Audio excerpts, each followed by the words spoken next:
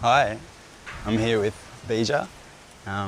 Cedar's away this week, so my name's Pete. We're going to do a beginner hive split together. Bija's a total beginner beekeeper. Yeah. And it's spring is really kicking in here on the coast of northern New South Wales, so we've got to do our hive management, and in New South Wales at the moment there's regulations on moving hives due to the varroa incursion.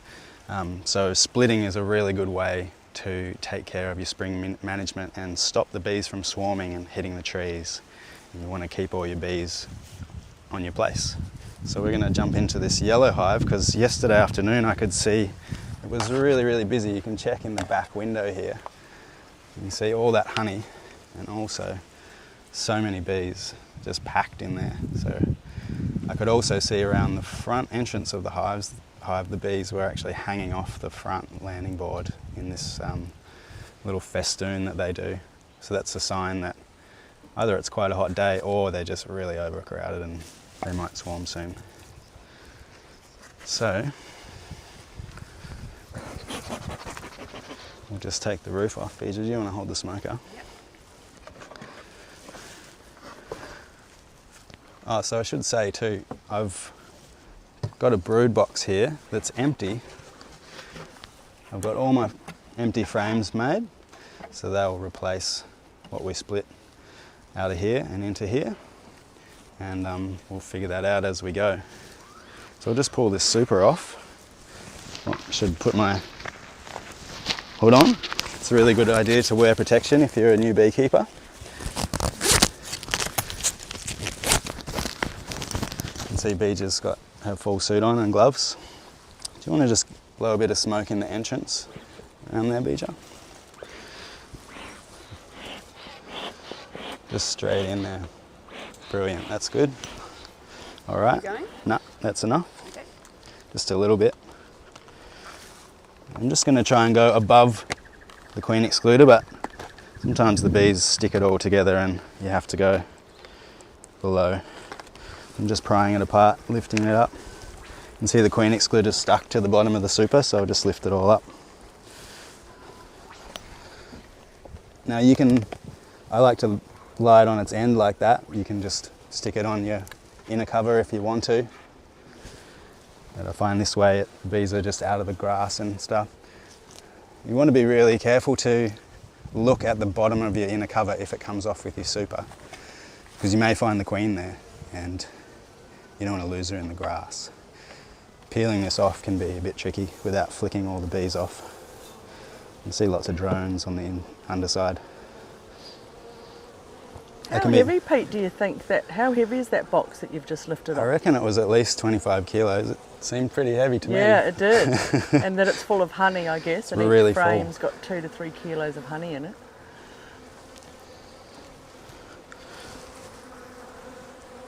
So no queen on there. Just shake these guys back into the box and see how many bees there are there. So there's a lot of bees ready to be split. So to drive those bees down, just waft a bit of smoke in there, Bija. Just all across the top. Do I get closer, or is that close? Yep. That's good. That'll do. You can see they're just going to go down. So we'll basically just inspect the hive and we'll see if we can find the queen. But if we can't, we'll just make sure that there's eggs in both our boxes, and that way we don't really need to know where the queen is. So whichever box she doesn't end up in, they'll make the new queen out of the eggs that are there. This way? Sure. So do you want to jump in and do the split, Bija? I can have a go. Yeah, I'll swap you. So you may want to go, sometimes the bees stick the first frame to the wall, so you may want to go into the second.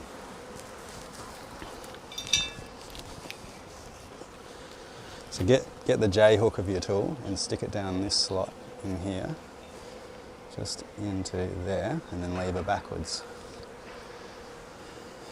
Perfect. Now grab that with your left hand and do the same on the other end.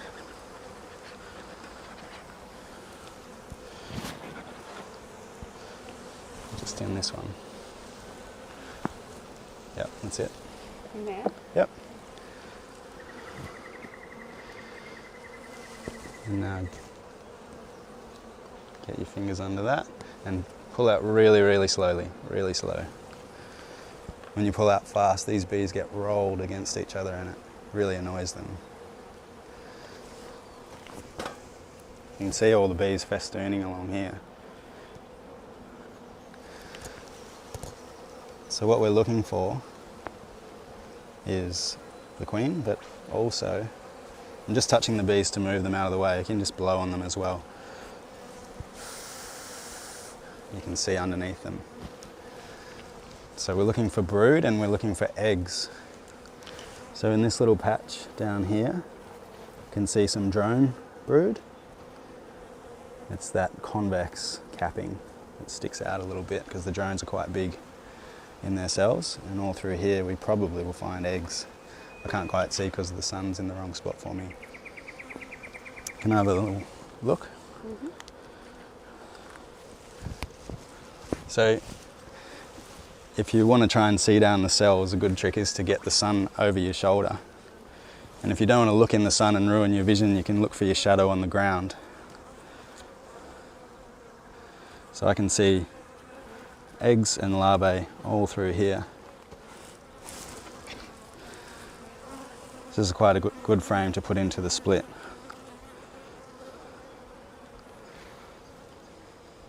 You can see lots of drones on this outside frame. That's where they usually hang, on the outsides of the box. I'll flip it around. Just make them move out of the way.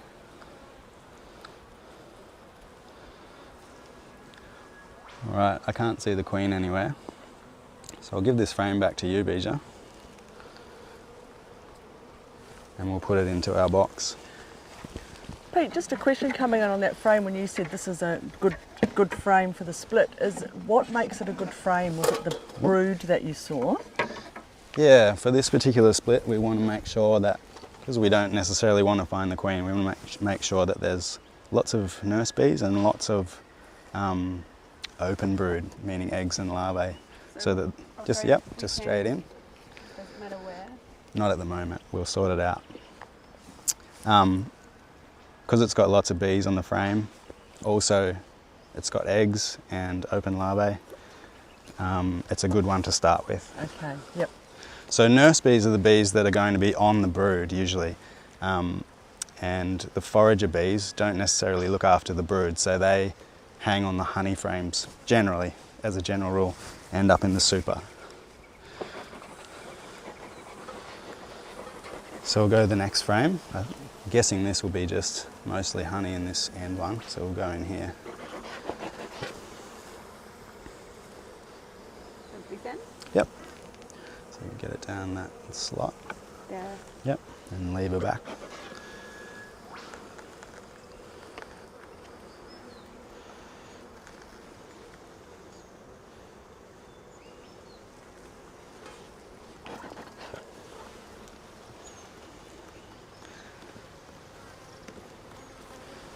That's it.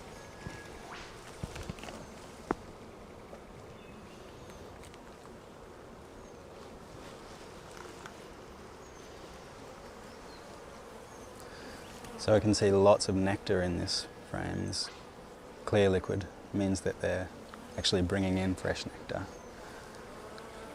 Lots of drone cells as well. We don't necessarily want heaps of drones in our new split because mostly the drones, if you're thinking just purely in terms of resources, the drones are quite resource heavy in the hive.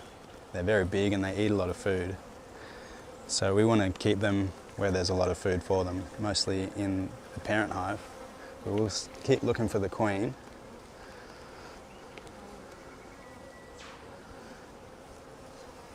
I can't see her on that side. Can I have a quick look on the other side?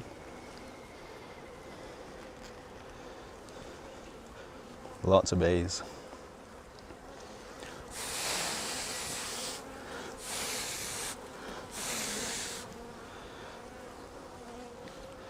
Just may not see her in all this tangle of bees. Just make them walk a little bit. And see all that drone comb there. A little bit of worker comb here and lots of nectar.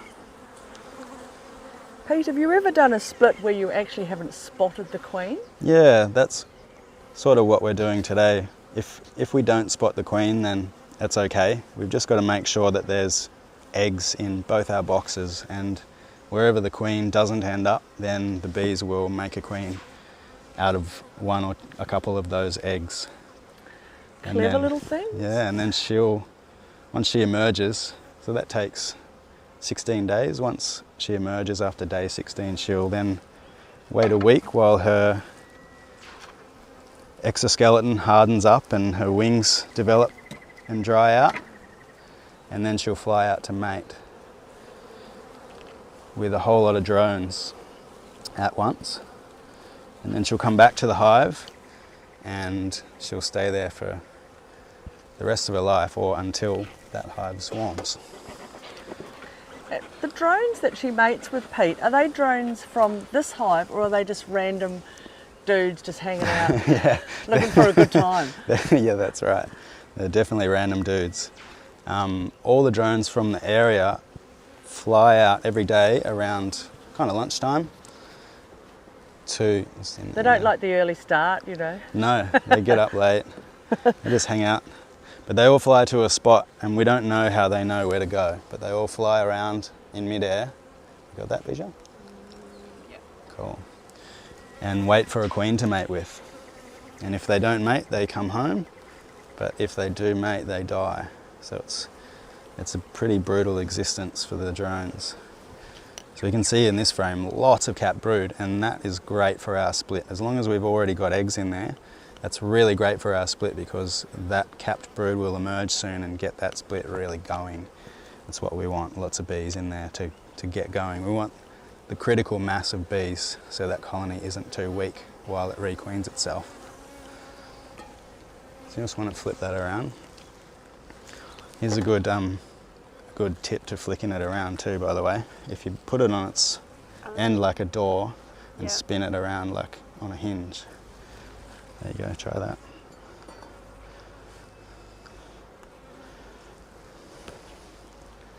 Oh, which side did we look at?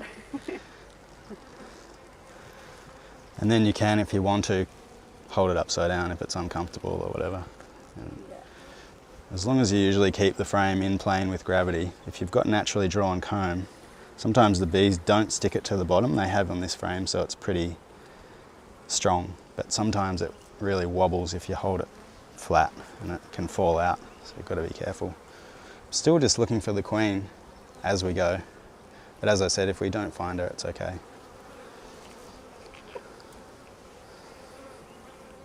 Cool, so that's a really great frame for our split too, so we'll just chuck it in there. Just put it straight in. Oh yeah, that's it. Nice work, Bija. I'm sure there's a lot of beginner beekeepers out there.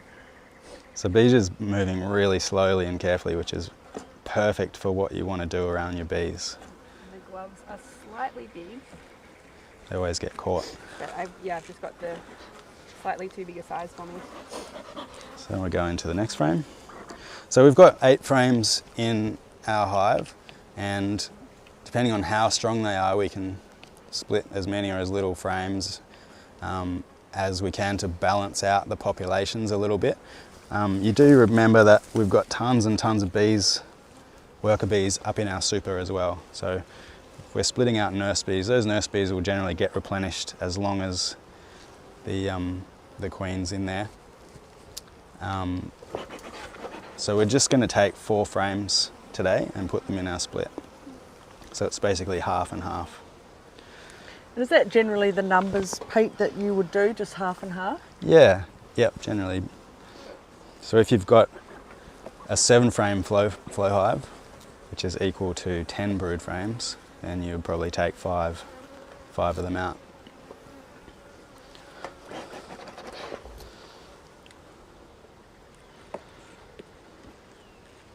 Must be a trick for grabbing this one with this hand. How do you? Yeah, can you put your, that's it. Or you can lift it out with the hook and rest the bottom on the corner. I mean the corner on the hive. There you go, I've got it.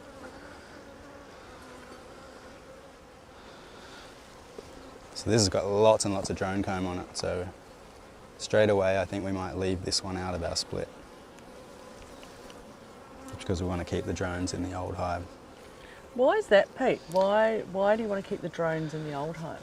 Just in terms of the resources available in the hive, we're not going to have much in the way of resources in here. We're going to probably put a honey frame in there, but the drones, they eat a lot of food and they're not necessarily productive in what we want for our split. They're great for what they do, but for us as beekeepers, we just want those nurse bees at the moment, and that capped brood and open brood. If you've just tuned in, we're just doing a beginner split here. We're trying to do our spring management. You right? Nice. Because spring's really hitting in and the bees have woken up. There's a lot of nectar coming in. The populations have really... The bee trying to sting me. She gets in that kind of crouched position. If you're really quick, you can scrape her out. Starting to get a little bit feisty. There's been a few comments actually on how calm these bees are compared to other bees. Yeah, they are really calm. Yeah. So we'll just put that one straight back, Bija, because it's got lots of drone comb on it. We'll just put it back. Pete, Fabian wants to know, will splitting always stop swarming? No, that's a really great question actually. Splitting can be a really good way to stop it, but once the bees have decided to swarm, it can be quite hard to stop because it is their natural behaviour. It's what they really want to do. It's built into them. That's the way. If you think of a bee colony as a superorganism, that's the way the superorganism reproduces itself and spreads around the area, repopulates everywhere. So it's genetically wired into them to do that. Some bees are more prone to swarming than others. So you've just got to, especially in springtime when they build up, you've got to be in your brood box watching their population and how quick they're building up, how much food's coming in, and really try and manage that. Can I show you a quick trick, Beej? Yeah. So once you've got a little bit of room in here, instead of getting your hook under here, which can be a bit tricky, get the blade that sticks down, pop it in there and just lever off the other frame. And that gives you room to get your fingers in. And if you hold the end bars like that, it's a lot easier to get out.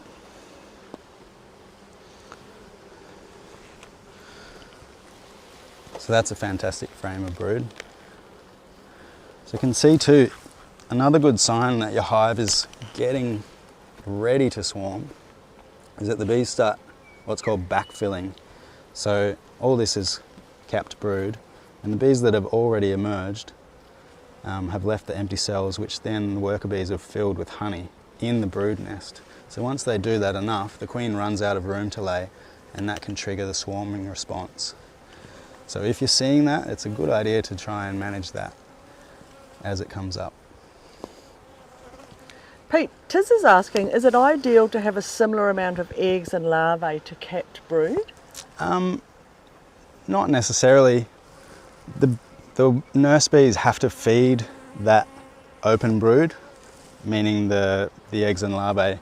So they're kind of using up resources to do that, whereas the capped brood doesn't get fed, it just gets kept warm by those nurse bees. So as long as you've got a frame of eggs and larvae, then that usually does the trick. And then you can just pile the capped brood in. I'll just look on this other side of the frame. Because that capped brood will emerge and really get your split repopulated quickly. So this is a good frame to put in our split. Still haven't found the queen, but we probably won't now. We might have missed her.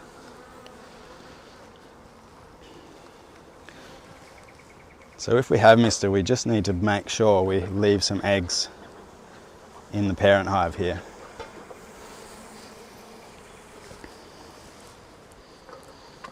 Pete, how long do you keep the queen in the hive for? Like, how long does the queen live for? Generally, they say 3 to 5 years. I think 5 years is a really old queen. Lots of commercial beekeepers tend to requeen their hives every year because they believe that a new queen is more fertile and more productive than an old queen. But it depends upon the environmental conditions as well. Sorry. As to how long she lives. So if you just put it flat down like that and then leave her, perfect. And then the other end. Awesome. Pete, this is a question actually, and Kirk's asking it, and it does come up a lot actually in customer support. I think when people think they're starting with a beehive, that maybe they only need one box, and he's saying, would you say the whole hive is a start for beginner? I think some people don't realise that you actually need a brood box and a super box. Yeah, it's great to point that out, isn't it? Yeah. So we're just splitting into our single brood box today. Space management is super important for beekeeping. The bees, you need to tailor the space to how weak or strong your hive is. So if your hive gets quite weak, there's no bees in the super, there's not many in the brood box, then you'll need to pull your super off and make sure the bees don't have a lot of space to defend against pests like the small hive beetle. So we're just starting out with a brood box. As soon as we get our frames in, we'll put our inner cover and roof straight on that brood box, and we'll wait for the bees to populate that split to queen themselves and for those bees to start emerging. So we still haven't found the queen. Yeah, she's hiding out today. She sure is. But I think there's probably eggs in here. I'll just have to have a look in a sec. And if there is, we'll leave this frame in the parent colony and we'll take that last frame, which is probably going to be honey and hopefully some pollen. You can see the capped brood around the edge here. Have a quick look at this in the sun.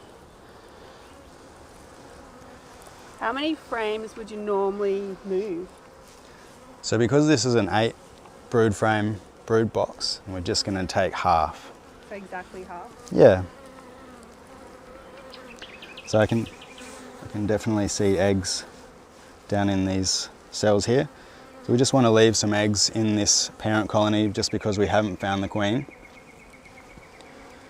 And we don't know where she is. She might be in the split box and she might be in the parent box. So as long as both boxes have eggs, then we don't need to know where she is, because where she ends up or where she doesn't end up, that colony will make a new queen. And how long will that take, Pete, for the new queen to be made? So generally a month until she's mated and laying.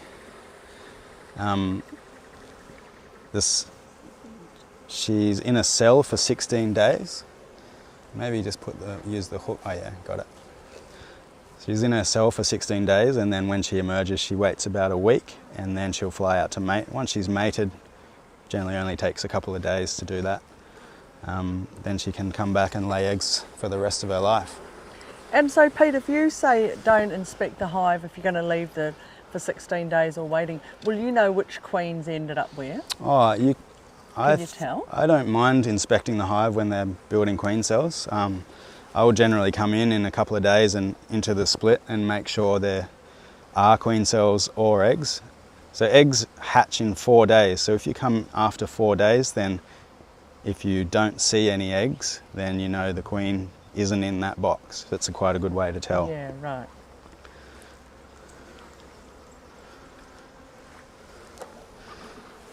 So we've got lots and lots of honey around the outside here, which is perfect. So that's some good food for our new split colony. So we'll put that in. We've got lots of brood in there as well, which is fantastic. It's on the other side. This one's heavier, the honey. Well, the honey, is it? Yeah. There's the queen. Oh.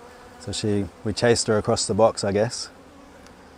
So she's got a red dot on her back, but it's getting chewed off or worn off. So we'll just Wow. might because we want to move this frame, I might just get my little queen clip here and be really careful and catch her in it. You've got to be really slow, but she's in there. Oh. Whoop. Lots of drones. And she's there.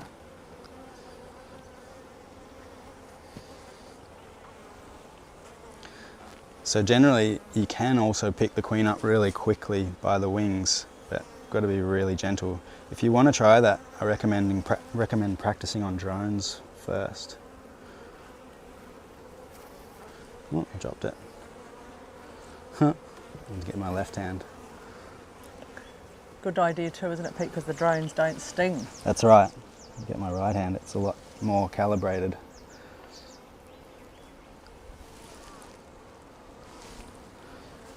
So that frame can go in our box. Yeah, this one feels twice as heavy with all the honey in it. So put it on the edge. I just dropped the queen. It wasn't very good. Oopsie She'll be okay.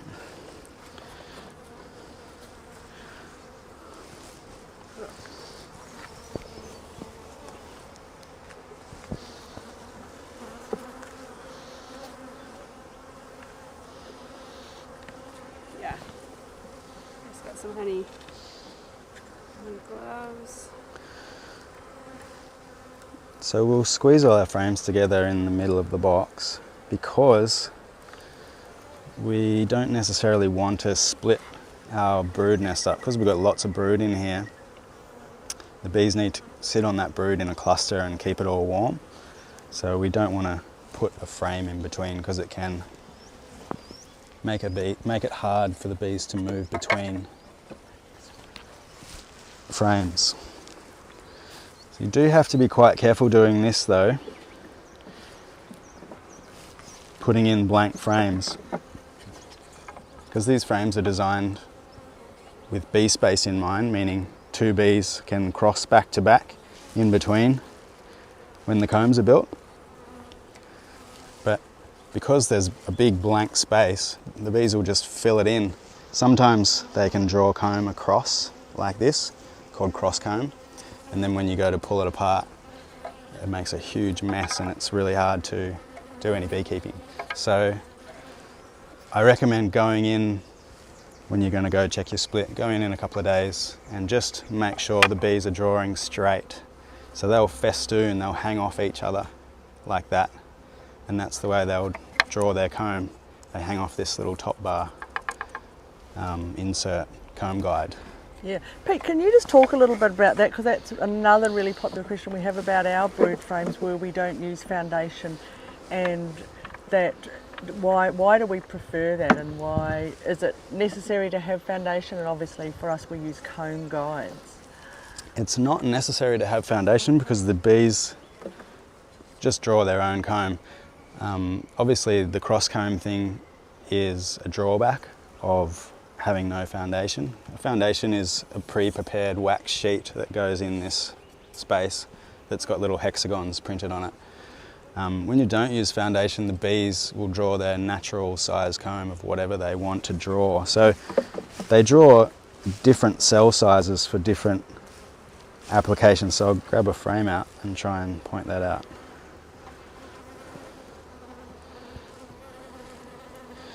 So you can sort of see here, so this is all the smaller cells. It's going to contain worker brood.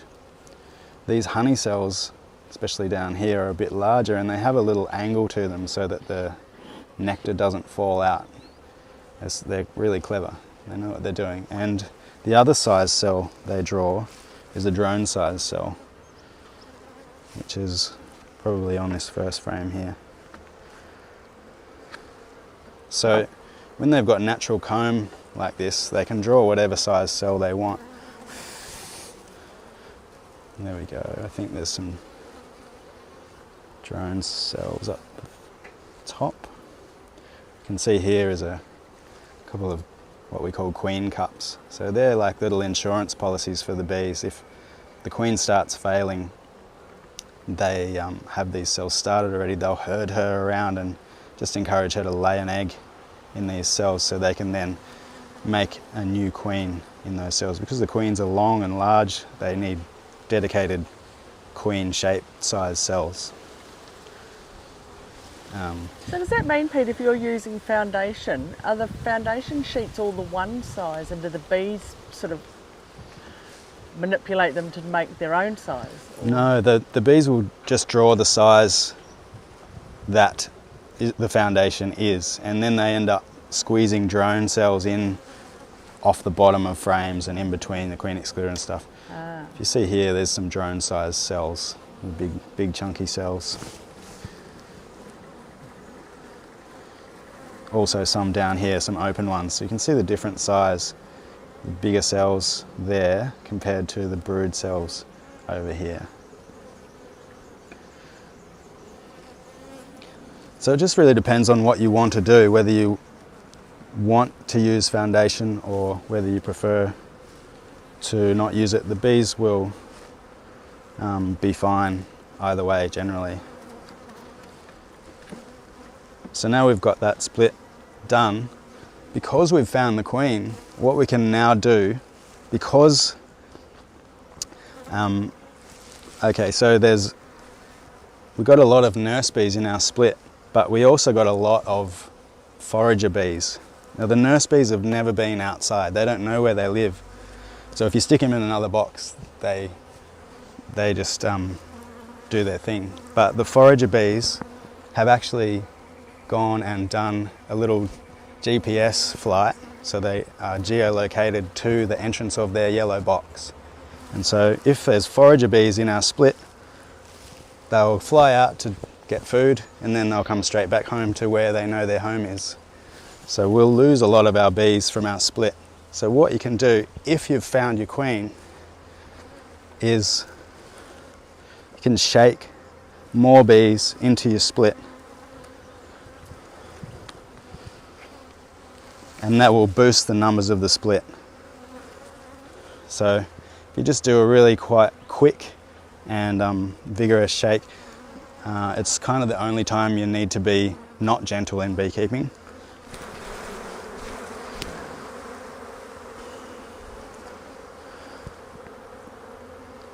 Pete, can you tell the difference between the forager and the nurse bees? No, not by sight. The only way to tell is generally the nurse bees are on the brood. So we know we got a lot of nurse bees because we put a lot of brood into our split, but you can't tell them by sight. Right.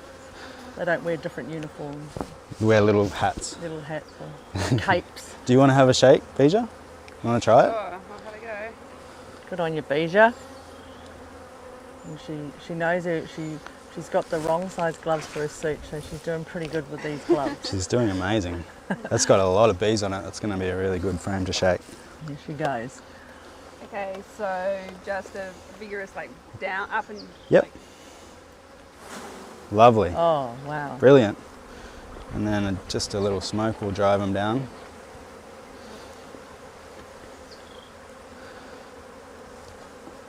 And that's a really good split. So if you haven't found your queen and you want to boost the numbers of your split, because all the foragers are located to this spot, then if you swap your boxes over, so if you put the split into the old location and the parent hive into the other location, a lot of the foragers will fly back to this spot and into your split box.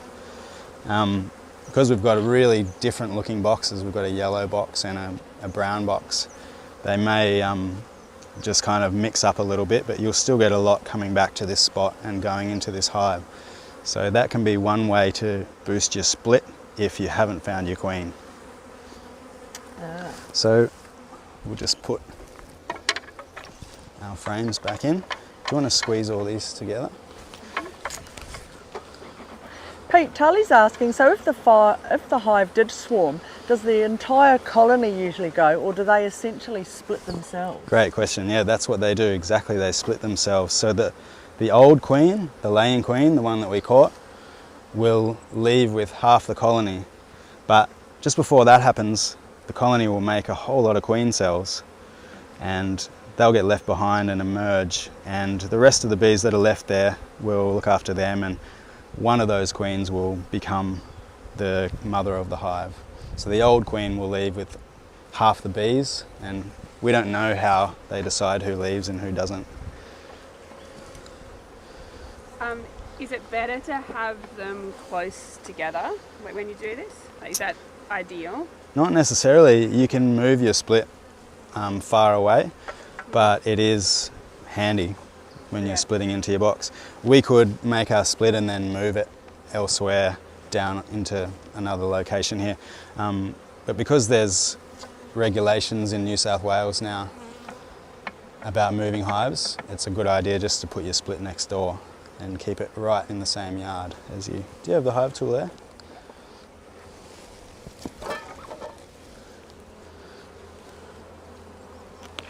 Just move that queen. I'm just going to scoot the frames over into the middle and put 2 on either side, just so the bees aren't half full and half empty.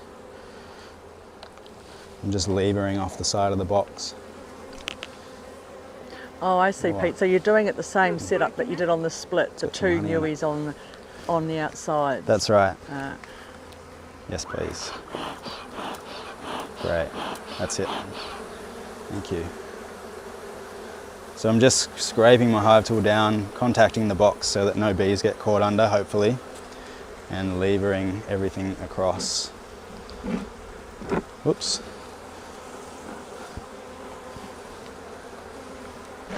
There we go. Pete, Christine's saying like they're not ready to make the plunge yet, but they only maybe want 1 hive. What do you do if you do only want 1 hive, but you split them? Then what do you do with the bees? Good question. Generally, you would pass them on to someone who wants to get going in beekeeping. You can sell them as well, as long as they've got a mated queen and plenty of resources. But just at the moment in New South Wales, you can't do that. You can't move colonies at the moment, so just have to have 2 beehives. And that is beekeeping, though. It's just the exponential growth. You've always got too many bees. Like sourdough bread or something, it just never ends. But having 2 hives is a really great idea, because if one hive does get weak for whatever reason, or they become queenless for whatever reason, you have resources in the other hive to give to that colony. So if one of your hives goes queenless, your queen dies for whatever reason, can happen often, you then have a frame of eggs next door to pull out and give that hive so that they make a new queen. It's a good question, Pete. Could you just put a second brood box and wait for it to full up and then separate it, and then that makes the new hive? Yeah, you can definitely do that. That's a really good way to do it. Another quite easy way to do it, if you do have a second brood box, it's a little bit complicated, but if you don't want to find the queen, what you do is you pull out brood frames, same as we did here, but you shake them all off, so all the bees get shaken off into the parent brood box. Then you'll put your queen excluder on top, and then you'll put all your brood frames with no bees on them, but lots of brood, on top of your brood box over the excluder. And what then happens, all the nurse bees down here smell the brood and they move up to cover it because they want to keep it warm, they want to look after it. So they all move up through the excluder, but the queen can't get in. So the queen stays in your parent colony. You don't have to look for her because you've shaken her down and she's in there. All the nurse bees will move up through here, sit all over your brood, and then next day you come back and pull that box off and there's your quick split with no queen. It can be a little complex to understand at first, but it's a really, really great method where you don't ever have to look for your queen. It's quite quick. But yeah, you can definitely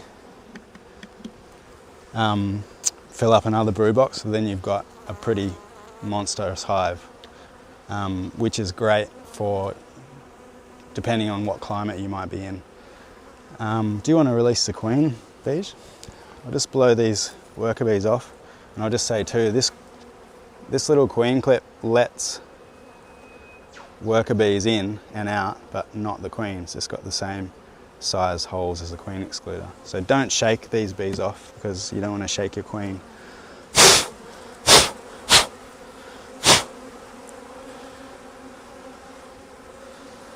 So release her?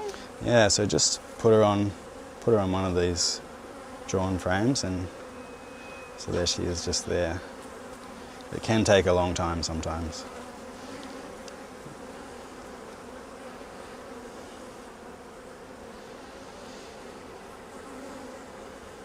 There she goes. There she goes.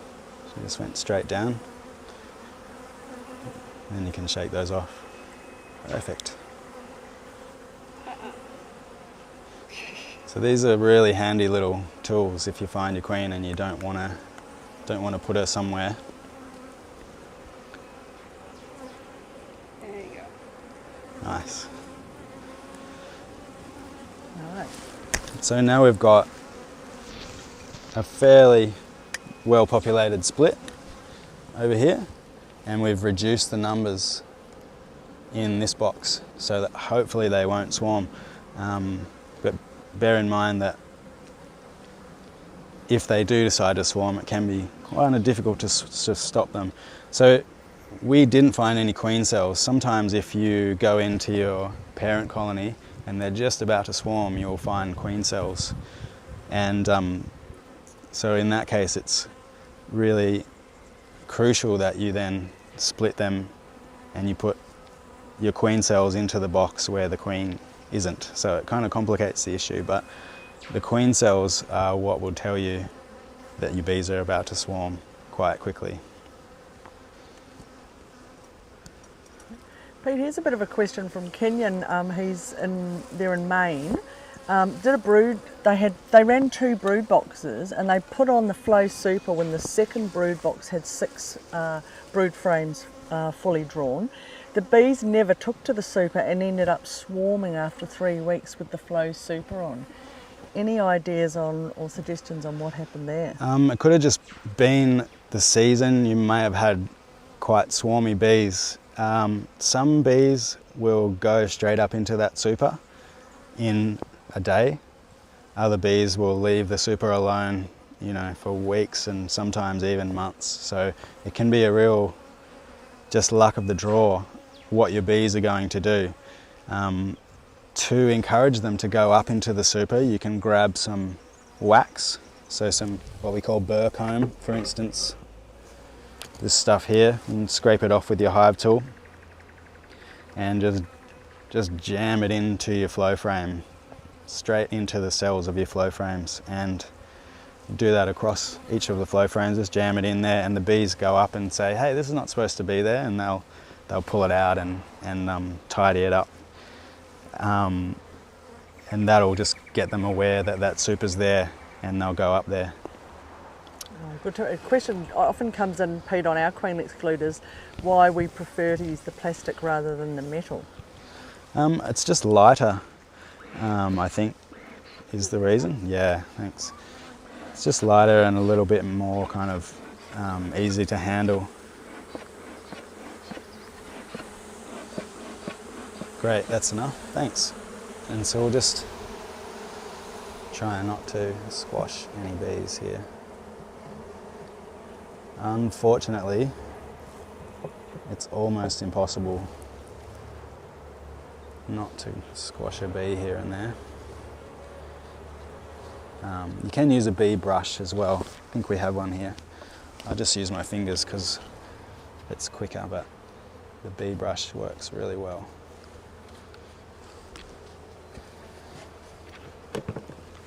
And we'll put the roof on.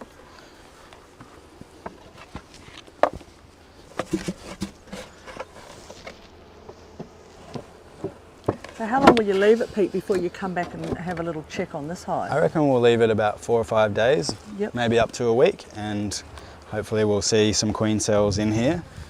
And if we don't, then we'll have to give this split some more eggs out of this colony. So maybe next Facebook Live. Maybe that's seed is back. Yeah, you can check it out and see what's Check it what. out.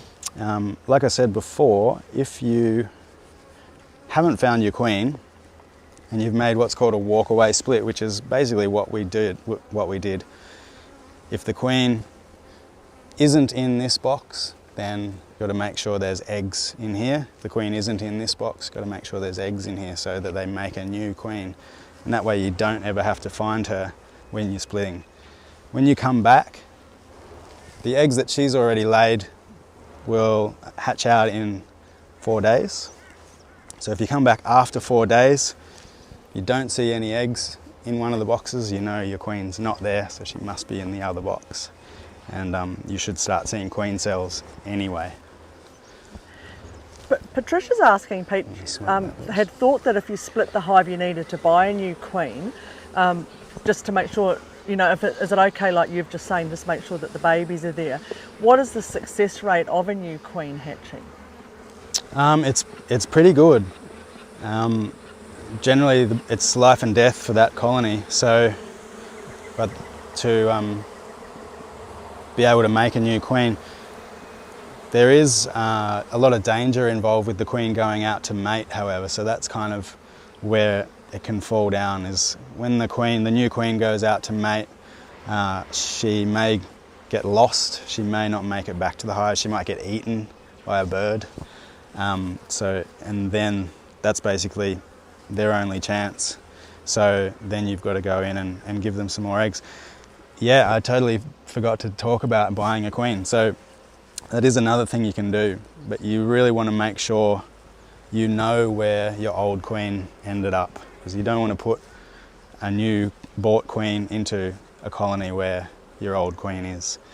I guess buying in a queen, you make your split the day before she arrives, and then you'll have a little cage with a little candy plug in it, and you can just go in the next day and put that cage into your split hive, your queenless split, and the bees will chew that candy out. It's like a slow release mechanism where it takes them several days, and in the time that it takes them to chew that out, they will get used to that new queen smell, and the new queen will emerge and become the mother of that new colony.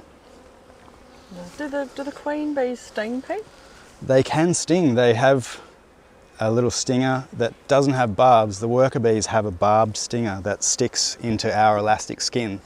But the queens can apparently sting multiple times because their stinger's not barbed. So I've never ever been stung by a queen because the queens are always running away, not trying to sting. They're much more scared and they'll look after themselves by hiding. I'm going to just give those bees a smoke bead and we'll put this super back on.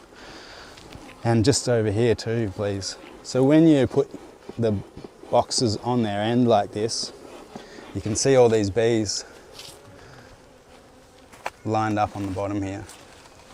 The whole thing? Yeah, so we'll just need to drive them back up into the box before we put it on top.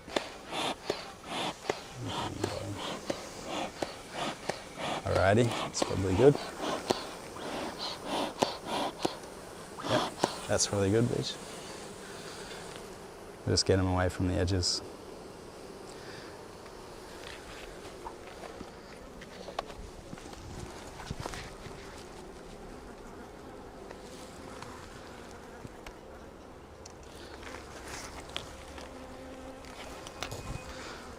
So this super also needs harvesting.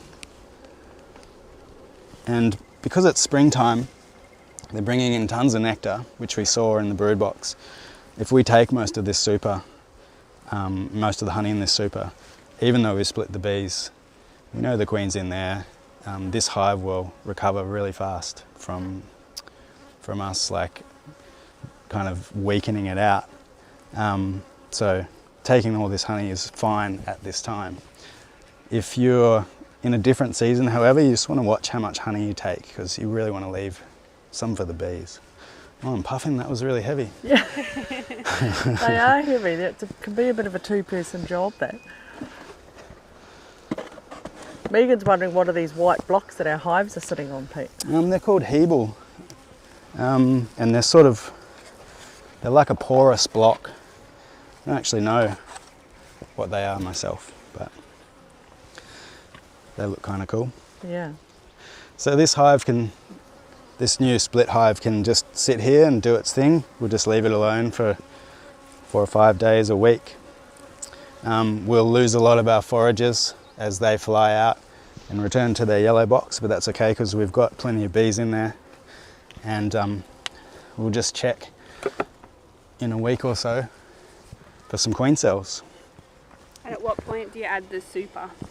Yeah, great question. So how we put those 4 blank frames on the edges, once those frames have been drawn out and the bees start filling them with stuff, and also we've got to make sure that the queen's laying lots of brood. Basically we want that box to be pretty full of drawn comb and bees before we can add our super. But it may happen quickly. It's in the springtime they can get going really, really quick. So it may happen in a month that we could add our super. But if it's in a different season, it could take a really long time. So it just depends. It can be a waiting game. Is there any other questions, Trace? Fantastic. People are just loving it. I think our people love these live feeds when you guys are doing things like this, because I guess in Australia here we're coming up to our springtime.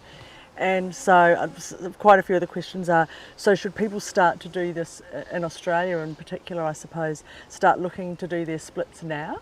Yeah, I think it's a really, really good idea that you get in your brood box right now and start preparing for your spring management. Obviously here, spring's hitting quite early by the calendar. We're still in August. But depending on where you live, you should really get into your brood box. It's really important that you try and manage the bees and not let them hit the trees, especially at this time with the Varroa incursion in New South Wales. Just bear in mind too that in New South Wales there are regulations around moving hives. So if you are splitting, just keep it in the same yard and check the DPI website in New South Wales. Bija, you did so good. Thank you. Do you reckon you could split a hive? You make it look easy. You did really well. Thank you. I think it was great too, Pete. I don't know if we've ever done that where we've actually caught the queen and put the queen in a little In the cage. Yeah, that was very cool. Cage is super handy. Yeah. Cool. So if there's no more questions, that's all we've got time for. So, yeah, fantastic. Thanks a lot for watching. Seeders away this week. My name's Pete and this is Bija. We were just doing a beginner hive split. See you next time.